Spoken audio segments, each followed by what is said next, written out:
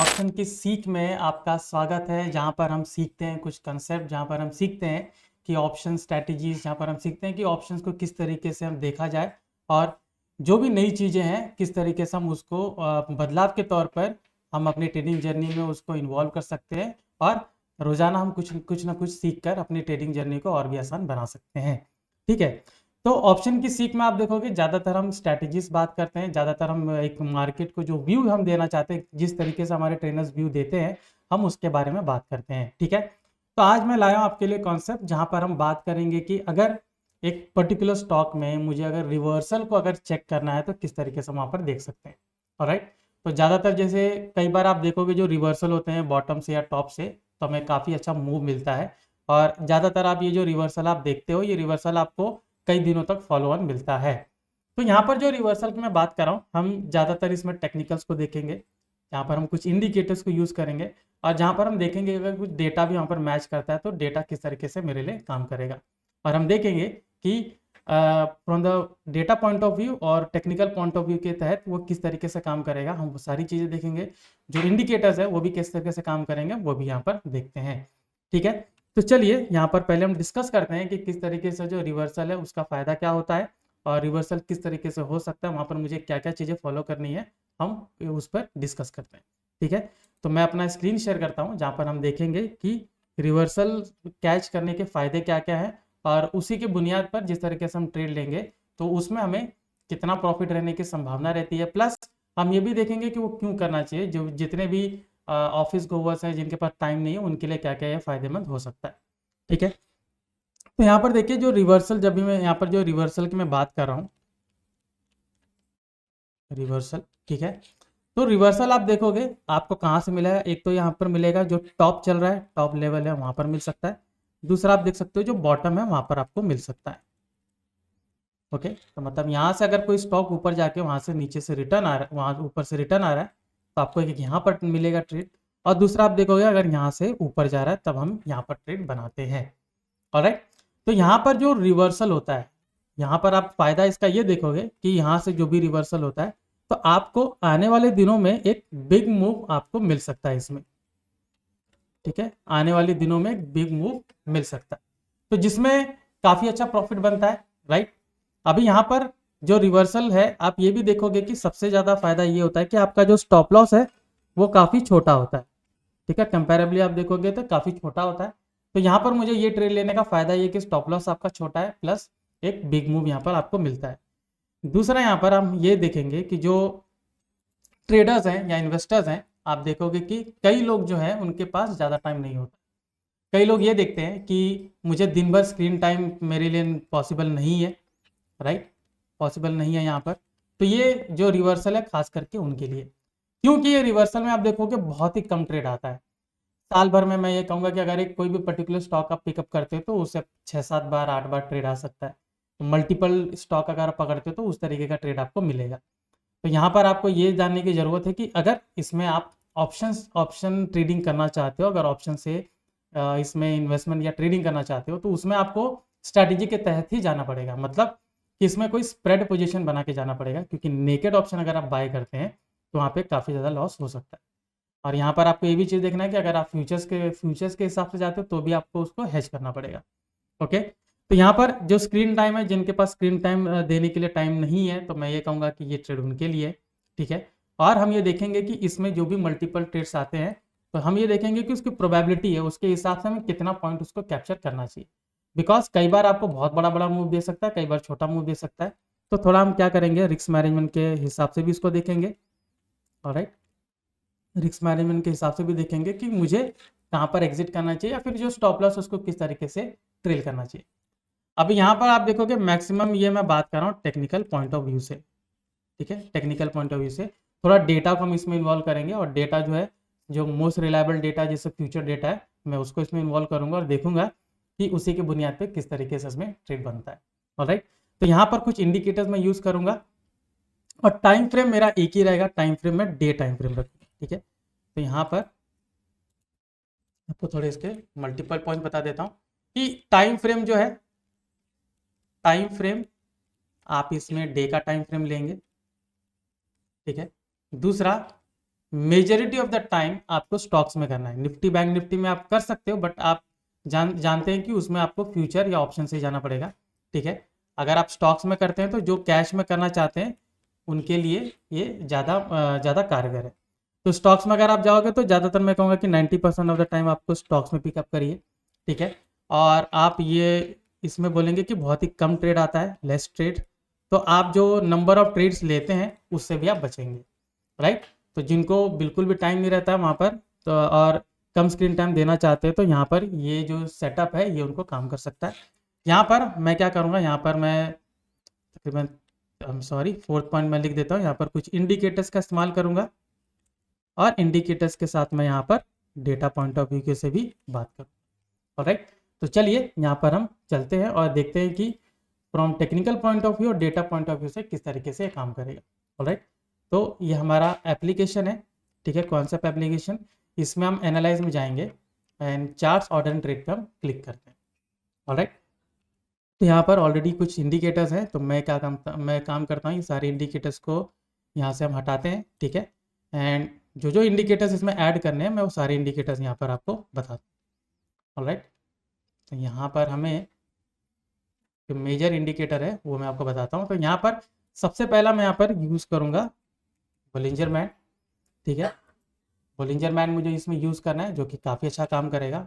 और Bollinger band का खासियत भी ये है कि कई बार आपको देखेगा कि कई बार ये आपको टारगेट भी इसमें बताता है, कई बार देखता है कि ये ओवरसोल्ड या ओवरबॉट जोन में जा रहा है, तो वहाँ पर थोड़ा टाइम वहाँ पर बिताता है, थोड़ा वहाँ पर सस्टेन करता है, राइट। इसी के साथ साथ अगर मैं एक दूसरा इंडिकेटर है जो ओवरबॉट ओवरसोल्ड का बताता है, मतलब एक ट्रेंड को मैं कहूँगा कि थोड़ा ब्रेक लगाता है, तो वो आपका RSI आता है, राइट। दोनों इंडिकेटर को कंबाइन करूंगा, क्योंकि कई बार जो बोलिंजर बैंड है वो आपको बताता है कि ओवरबॉट में जा चुका है, लेकिन वो ओवरबॉट में एक्चुअली होता नहीं है। ठीक है, लेकिन उसी को मैं अगर RSI के साथ अलाइन करूंगा तो एक एक्चुअल मुझे ओवरबॉट मिलता है। अब ये मैं कहूँगा कि जो बोलिंजर बैंड और RSI है, दोनों अपने टाइम के अपने सेटिंग के हिसाब से वो अलग अलग आपको ओवरबॉट ओवरजोन बताते हैं। तो अगर आप यहाँ पर RSI यूज़ कर रहे हो तो देखोगे नंबर ऑफ टाइम्स आपको ओवरबॉट ओवरजोन आएगा। वहीं पर अगर आप बोलिंजर बैंड यूज़ करें तो उसमें भी नंबर ऑफ टाइम्स आएगा। तो दोनों का अगर आप नंबर देखेंगे तो थोड़ा अलग अलग आता है। अब इसमें आपको एक चीज़ देखने की ज़रूरत है कि जहाँ पर दोनों अलाइन करेंगे तो बहुत सारे जो फॉल्स जोन है, जहाँ पर मैं कहूँगा कि ओवरबॉट या ओवर सोल्ड जोन में जाता है, वो वहाँ पर मैं कहूँगा कि रेक्टिफाई हो जाते हैं। वहाँ पर हम उनको निगलेक्ट कर सकते हैं कि ये दोनों में अलाइन नहीं कर रहा, तो यहाँ पर हमें नहीं करना चाहिए। ऑलराइट, तो मैंने रिलेटिव स्ट्रेंथ इंडेक्स लगाया RSI। अभी इसी के साथ मैं क्या करूँगा, मैं एक मोमेंटम इंडिकेटर लगाता हूँ। ठीक है, तो इसमें मैं क्या करूँगा कि एक्सपोनेंशियल मूविंग एवरेज को मैं ऐड करता हूँ, राइट। तो मूविंग एवरेज एक्सपोनेंशियल मैंने यहाँ पर लिया है, एंड यहाँ पर मुझे क्या करना है कि 9 वाला जो थोड़ा फास्ट चलता है तो इसको मैं चेंज करता हूँ, राइट। इसको मैं चेंज करता हूँ, इसको मैं यहाँ पर ऐड करता हूँ 5। ठीक है, इसको मैंने 5 लगा दिया है। स्टाइल जो है इसका कलर मैं थोड़ा चेंज कर देता हूँ, थोड़ा डिस्टिंक्ट कलर होना चाहिए, तो इसको हम कर देते हैं थोड़ा सा ग्रे, एंड थोड़ा सा स्ट्रेंथ इसका बढ़ा देता हूँ, राइट। तो यह मैंने EMF 5 यहाँ पर लगा दी। ओके, इसको ओके कर दीजिए। चार्ट को यहाँ पर ऊपर जाके आप सेव कर दीजिए ताकि ये सेटिंग्स आपकी सेव हो जाएगी। ऑलराइट, तो ये सेटिंग्स यहाँ पर हो चुकी है। इसको मैं थोड़ा सा यहाँ पर इसको रीनेम करके मैं सेव कर देता हूँ। ठीक है, तो स्ट्रैटेजी 1 है, इसको हम यहाँ पर 2 करके इसको मैं कॉपी कर लेता हूँ यहाँ से। ठीक है, तो यहाँ पर मैं इसको 2 कॉपी करके मैंने यहाँ पर सेव कर दिया। ऑलराइट, तो अभी हम क्या करेंगे, इसको मुझे डेली टाइम फ्रेम में देखना है, ना कि 3 मिनट या 5 मिनट। तो इसको मुझे डेली टाइम फ्रेम में देखना है कि 1 डे का टाइम फ्रेम यहाँ पर आ चुका है। ठीक है, तो यहाँ पे ऑटोमेटिकली ये स्टॉक यहाँ पर लगा हुआ है, ये स्टॉक को मैं यहाँ पर कंसिडर कर सकता हूँ। ठीक है, अभी हम क्या करेंगे, हम यहाँ पर देखेंगे कि किस तरीके से इसमें ट्रेड इसमें बनता है। ऑलराइट, तो आपको थोड़ा सा एक्सप्लेनेशन में दे देता हूँ, उसके बाद हम देखेंगे कि ट्रेड कैसे बनेगा। तो यहाँ पर मैंने ICICI जनरल इंश्योरेंस का स्टॉक लगाया। आप यहाँ पर निफ्टी बैंक निफ्टी उसका लगा सकते हैं। ठीक है, अगर आपको इंडेक्स में ट्रेड करना है इंडेक्स का आप लगा सकते हो। जनरली इसको स्टॉक में हम सेटिंग देखते हैं, तो इसलिए मैं एक स्टॉक पिकअप करके मैंने बताया कि किस तरीके से उसमें सेटअप बन सकता है। ओके, तो यहाँ पर देखिए ये बोलिंजर बैंड का अपर लेवल है। ठीक है, मैं कहूँगा कि ये जो अपर लेवल है ये आपका यहाँ पर ओवरबॉट जोन हो जाता है कि बहुत ज़्यादा बाइंग हो गई, तो वहाँ से रिवर्सल मुझे मिलता है। और नीचे जाके आपका पूरा ओवरसोल्ड जोन मिल जाता है। यहाँ पर बहुत ज़्यादा सेलिंग हो चुकी है, अभी यहाँ से ये ऊपर जा सकता है। ऑलराइट, तो हमें क्या करना है, हमें देखना है कि कहाँ पर जो ओवरबॉट ओवरसोल्ड जोन जो है, I am sorry overbought zone है, दोनों का RSI और बोलिंजर का दोनों एक साथ अलाइन करते हैं। राइट, तो मैं जरा यहाँ पर ब्लैक बोर्ड है, जरा इस पर एक्सप्लेन कर देता हूँ। तो जैसे यहाँ पर आप मान लीजिए कि ये आपका एक यहाँ पर बोलिंजर बैंड है, ठीक है, ये बीच में आपका मूविंग एवरेज है, ये आपका अपर बैंड है, ठीक है, तो इसको मैं UB कर लेता हूँ, ये अपर बैंड, ये लोअर बैंड, ठीक है। नीचे आप देखोगे, नीचे आपका ये RSI का लेवल है, ठीक है, सॉरी, नीचे आप देख सकते हो ये RSI का लेवल है, ठीक है। तो RSI का ये अपर बैंड है और ये लोअर बैंड है, ठीक है। अभी आप देखिए कि जो स्टॉक है उसका मूवमेंट इस जोन में होता है, मतलब ये जोन में बार बार ऊपर टच करेगा, नीचे आएगा। तो अभी जैसे इसमें इस तरीके से ऊपर गया, ये अपर बैंड को टच किया, फिर नीचे आता है, थोड़ा सा यहाँ पर टाइम वेस्ट करता, मान लीजिए यहाँ पर नीचे आया, ठीक है, यहाँ पर नीचे आया, ठीक है। अभी ये क्या करेगा, यहाँ से ये जो लोअर बैंड है यहाँ पर ये जाएगा। ऑलराइट, अभी आप अगर यहाँ पे जो RSI है उसको भी देखोगे तो ये इस तरीके से यहाँ पर अपर बैंड है जो उसको टच करेगा, ठीक है, जो उसका ओवरबॉट जोन है। फिर वहां से आप देखोगे जैसा ये ओवरसोल्ड जोन है तो यहाँ पर भी ये नीचे आता है। कई बार ये नीचे नहीं आएगा, रीजन आप देखोगे दोनों का जो कैलकुलेशन है, मैथमेटिकल कैलकुलेशन अलग अलग है, ठीक है। तो उसके हिसाब से हो सकता है कि कई बार जो बोलिंजर बैंड है वो आपको ओवरसोल्ड और ओवरबॉट जोन दिखाए बट RSI ना दिखाए, ठीक है। हमें क्या देखना है, जहां पर दोनों एक साथ दिखा रहे हैं। तो यहाँ पर देखिए, जैसे बोलिंजर बैंड ने यहाँ पर लोअर बैंड में यहाँ पर दिखाया, ठीक है, यहाँ पर आप RSI में भी देखिए कि लोअर बैंड में गया है, मतलब वो ओवरसोल्ड जोन में चला गया। अभी यहाँ से हमें क्या लगेगा कि बाइंग यहाँ पर बनेगी। तो यहाँ से जब कैंडल यहाँ से मूव करना शुरू करती है ऊपर की ओर, ठीक है, तो आप देखोगे कि यहाँ पर भी साथ साथ में ये ऊपर की ओर जाता है। ओके, साथ साथ में ऊपर की ओर जाता है। और हमने क्या किया है, यहाँ पर जो कैंडल बुलिश वाली बन रही है हम उसको देखेंगे कि यहाँ पर ग्रीन कैंडल है, बुलिश कैंडल एक बन रही है, पूरा पैटर्न ऊपर की ओर बन रहा है, तो इसमें एक सेटअप इसमें बन सकता है। हम क्या करेंगे, हम ये देखते हैं कि यहाँ पर इसी के साथ साथ जो हमने एक्सपोनेंशियल मूविंग एवरेज जो लगाया है वो कहाँ पर है, ठीक है। एक्सपोनेंशियल मूविंग एवरेज के ऊपर कैंडल जाके बंद होती है, ठीक है, बुलिश कैंडल जाकर बंद होती है। और दोनों आप देखोगे जो ओवरसोल्ड जोन है वहां से वो निकलकर ऊपर जा रही है। आप यहाँ पर क्या कर सकते हो, जो कैंडल वहां पर बन रही है, जैसे यहाँ पर कैंडल यहाँ पर बनी है, ठीक है, ये बुलिश वाला कैंडल आपका बन गया, हम उस कैंडल को मार्क करेंगे कि उसका हाई क्या, वो डे हाई आपको वहां पर दिखेगा। राइट, अभी नेक्स्ट जो डे हाई है वहां पर हमें देखना है, मतलब नेक्स्ट बुलिश कैंडल हमें देखनी है। अभी ये जो नेक्स्ट कैंडल है, जाहिर सी बात है मैं दिन में ट्रेड उसमें नहीं लूंगा, मैं क्लोजिंग का वेट करूंगा। हो सकता है कि क्लोजिंग बहुत ऊपर चला जाए, कभी कभी आप देख सकते हो कि मार्केट एकदम बुलिश मोमेंटम में तो आपको बहुत बड़ा कैंडल वहां पर दिखता है, ठीक है, इट्स ओके।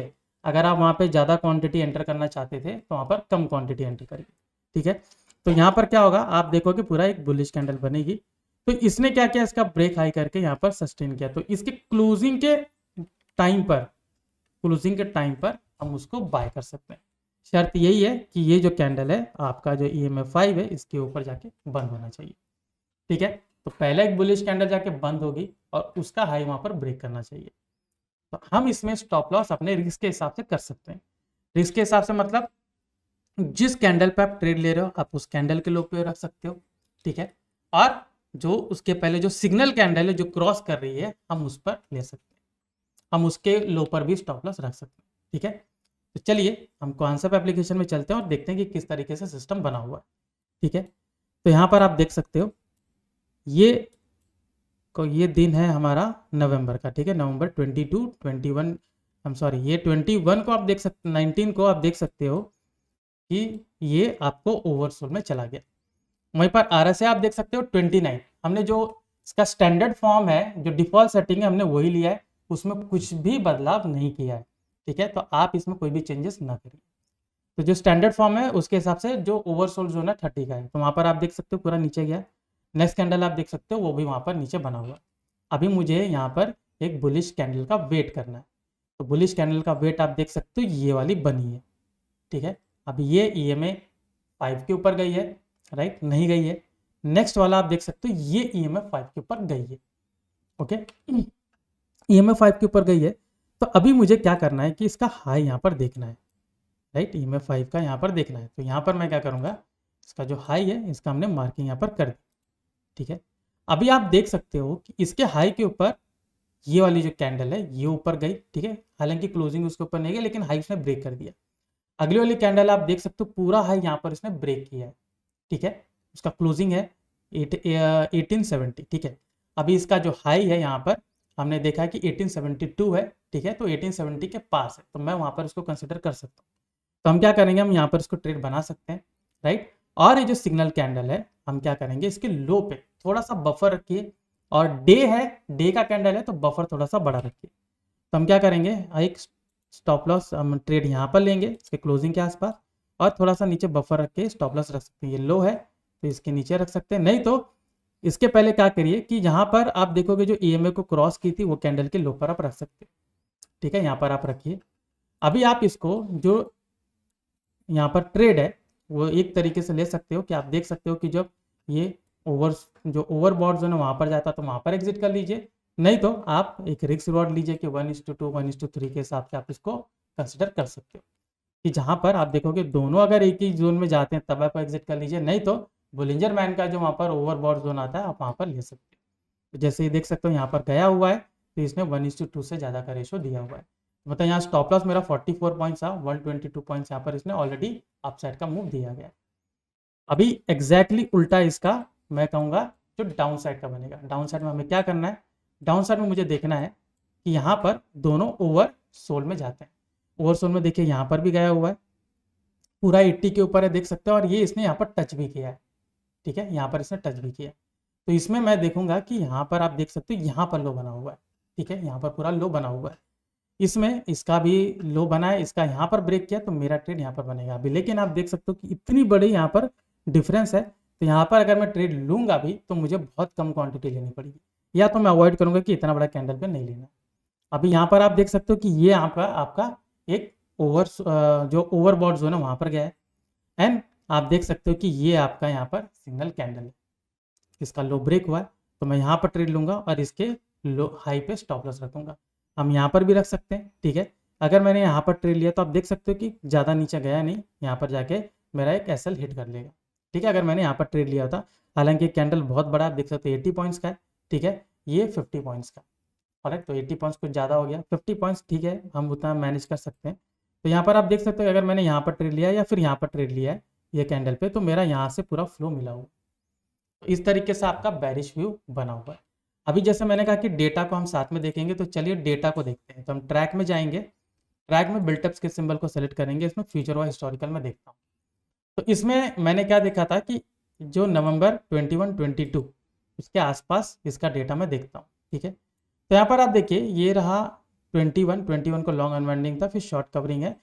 प्राइस देखिए, प्राइस पूरा ऊपर यहाँ पर बिल्टअप बना हुआ है, इसके वजह से ये पूरा ऊपर ऊपर गया हुआ है। तो डेटा भी समहाउ यहाँ पर मुझे मैच करा है। हालांकि यहाँ पर मुझे लॉन्ग बिल्टअप चाहिए था, लॉन्ग बिल्टअप वहाँ मिला नहीं है। थोड़ा सा उसके पहले देखते हैं, राइट फ्रॉम 18, तो 18 से हम देखते हैं कि 18 को देख सकते हो यहाँ पर पूरे मुझे शॉर्ट कवरिंग मिला, लेकिन यहाँ पर देख सकते हो शॉर्ट कवरिंग यहाँ पर भी मिला हुआ है और प्राइस उसके ऊपर जा रहा है, ठीक है। तो थोड़ा सा डेटा मुझे शॉर्ट कवरिंग वाला भी थोड़ा सा मैं कहूँगा एक बुलिश पॉइंट यहाँ पर होता है, बट उतना स्ट्रांग नहीं होता है, ज़्यादा स्ट्रांग मेरा लॉन्ग बिल्टअप के बाद बना है। तो वहाँ से आप देख सकते हो प्राइस ऊपर मूव किया। अभी जो बैरिश वाला है वो आप देख सकते हो सितंबर में मुझे मिला हुआ है। लेट्स गो टू सितंबर और देखते हैं कि यहाँ पर डेटा पॉइंट क्या कहता है, ठीक है, डेटा पॉइंट मुझे क्या कह रहा है। तो लेट्स सी, तो यहाँ पर हम देखते हैं। तो यहाँ पर देखिए सितंबर ये रहा, तो पहला मूव हमें यहाँ पर मिला था जहाँ पर मुझे शॉर्ट बिल्टअप है और प्राइस उसके बाद नीचे सस्टेन किया, तो देख सकते हो प्राइस पूरा नीचे आया। अगेन आप देख सकते हो यहाँ पर लॉन्ग बिल्टअप पूरा बना हुआ है, लेकिन जहाँ पर हम ट्रेड ले रहे हैं, ठीक है, तो वहाँ से देख सकते हो कि पूरा शॉर्ट बिल्टअप यहाँ पर बना हुआ है, इसकी वजह से पूरा हमें मूव मिला हुआ है, ठीक है। तो देख सकते हो कि डेटा भी साथ में मैच कर रहा है और हमने जो टेक्निकल यूज किया वो भी मैच कर रहा है। जाहिर सी बात है कई बार हमें इसमें जो स्टॉप लॉस भी हो सकता है, इसलिए हम जो कैंडल है उसको उसके हिसाब कैंडल के हिसाब से रिस्क मैनेजमेंट करते हैं। बहुत बड़ा स्टॉप लॉस है तो मैं कहूँगा पहले इन द बिगिनिंग उसको अवॉइड करिए। अगर आप ऑलरेडी एक्सपीरियंस ट्रेडर है तो थोड़ा सा क्वांटिटी उसमें थोड़ा सा क्वांटिटी रख सकते हैं, पूरी क्वांटिटी मत रखिए। मतलब अगर आप मान लीजिए वहाँ पर आप उसमें 200 क्वांटिटी बाय करना चाहते तो सो गो फॉर 50 क्वांटिटी, क्योंकि बहुत बड़ा कैंडल है, आपका पीछे का जो भी प्रॉफिट हुआ रहेगा वो भी वाइप आउट हो सकता है। तो यहाँ पर देखिए जो ऑप्शन सीक में आज मैंने आपको ये बताया कि किस तरीके से हम रिवर्सल को कैच कर सकते हैं। दोनों जगह से रिवर्सल हमें मिला है और मुझे एक अच्छा खासा मूव यहाँ पर कैप्चर करने को मिल गया। मैंने आपको इंडिकेटर्स भी बताया कि कौन से इंडिकेटर्स यूज कर सकते हो, साथ में कॉन्सेप्ट एप्लीकेशन में जो डेटा अवेलेबल है वो डेटा को कैसे उसके तक अलाइन करके एक अच्छा सेटअप बना सकते हो।